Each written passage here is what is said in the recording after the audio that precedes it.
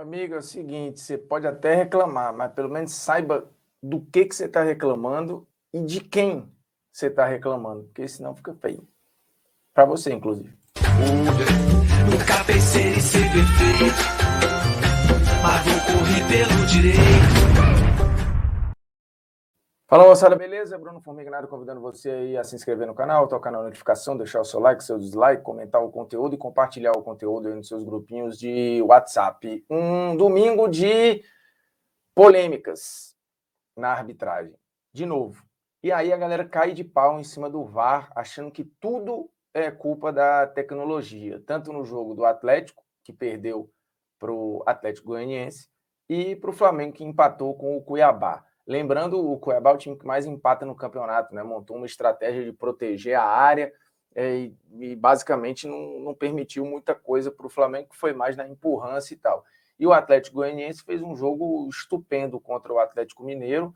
O Flamengo tira um ponto aí de diferença em relação ao Galo, mas fica aquela sensação de que podia mais. E podia mais porque teve um gol erroneamente anulado pela arbitragem. E o Atlético também reclama porque teve um pênalti não dado ao seu favor, quando o jogo, inclusive, ainda estava empatado. Mas nos dois lances, a questão é: o VAR fez o que ele está ali para fazer, que é checagem e avisar ao árbitro que existe ali a possibilidade de uma revisão de lance, porque tem um erro, ou um erro claro na interpretação da sala do VAR. E cabe ao árbitro, ponto 1, ir lá ou não verificar a imagem. Se ele estiver 100% convicto, ele não precisa nem ir. Isso é o que diz o protocolo. Mas, obviamente, até por uma questão de manter todo o processo, os árbitros normalmente vão. Né? A não ser quando é aquela checagem silenciosa, eles debatem ali e falam: eu não vi esse toque,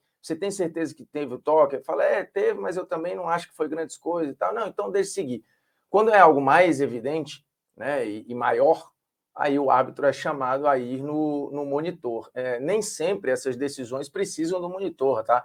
Quando é algo de um impedimento evidente, né, da posição clara à frente de quem fez o gol e tal, não tem o que questionar, você avisa ali, o árbitro não precisa nem olhar. No caso do gol anulado do Michael, do Flamengo, existia ali a possibilidade de uma interpretação, que para mim é zero, não tem interpretação. Por quê? Na final da Nations, entre a França e a Espanha, o Mbappé faz o que é o gol do título da França, e para muita gente era impedimento. Não, porque isso é claro, isso é evidente, é óbvio que é impedimento, e mais não sei o quê. E no final das contas, o gol ele foi muito bem validado.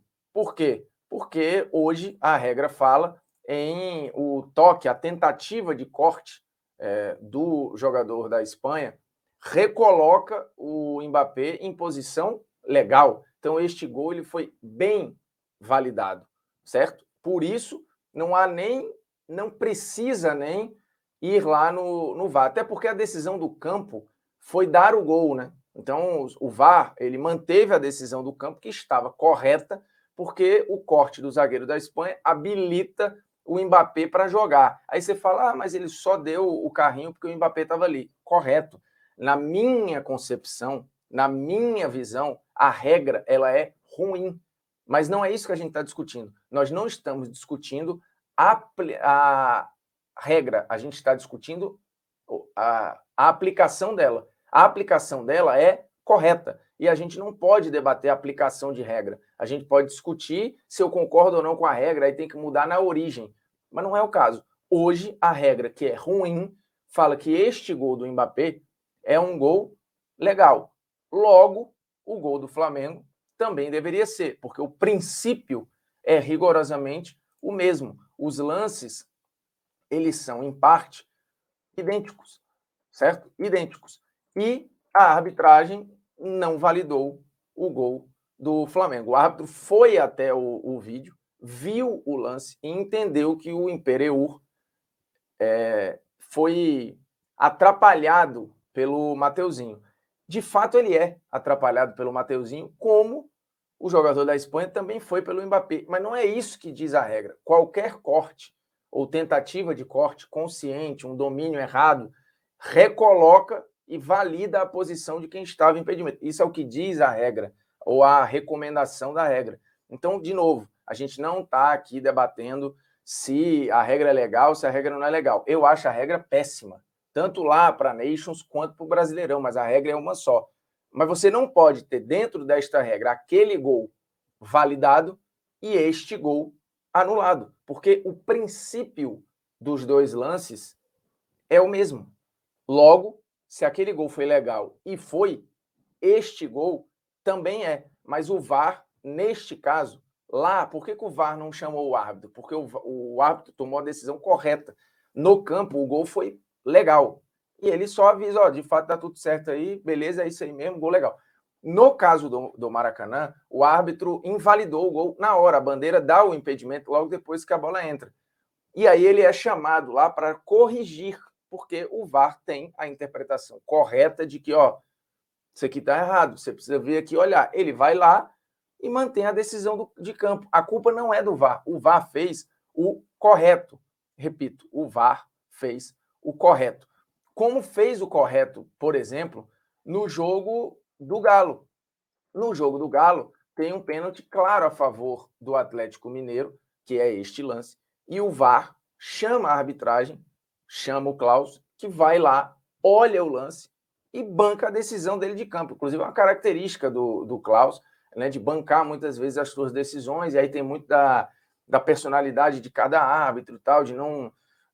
enfim, isso eu já conversei com alguns, né, com instrutores de arbitragem, com ex-árbitros, com árbitros que hoje operam o VAR, e tem árbitro que, assim, não fica confortável em rever erro. Eu acho que é uma questão que vai mudar aos poucos e tal, mas, de novo, a culpa do que aconteceu na rodada não é do VAR. O protocolo foi seguido corretamente.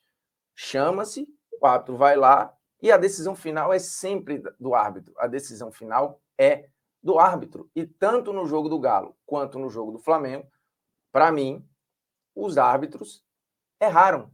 Ponto. O que, inclusive, serve e acaba que esse erro, ou esses erros, eles são erros didáticos para a rodada, depois de tanto gué-gué-gué de dirigente falando que fulano está sendo beneficiado, o meu time é perseguido, mas não sei o quê. Sabe, uma guerrinha ridícula, tanto de Atlético quanto de Flamengo, dando a impressão de que eles estão sendo perseguidos, quando, na verdade, ao que tudo indica, serão os únicos candidatos a título. Se o Atlético se acha perseguido, o Flamengo também se acha perseguido, ou acha que o campeonato está manchado, como esse termo já foi usado lá atrás, né?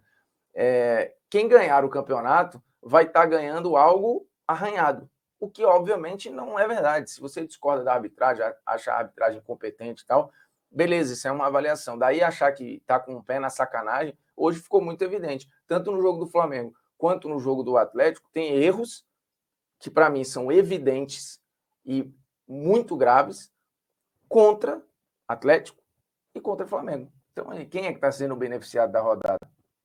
Ninguém, né? No caso. Se inscreva aí no canal, toque na notificação, deixe seu like, seu dislike, comente o conteúdo e compartilhe o conteúdo aí nos seus grupinhos de qualquer coisa.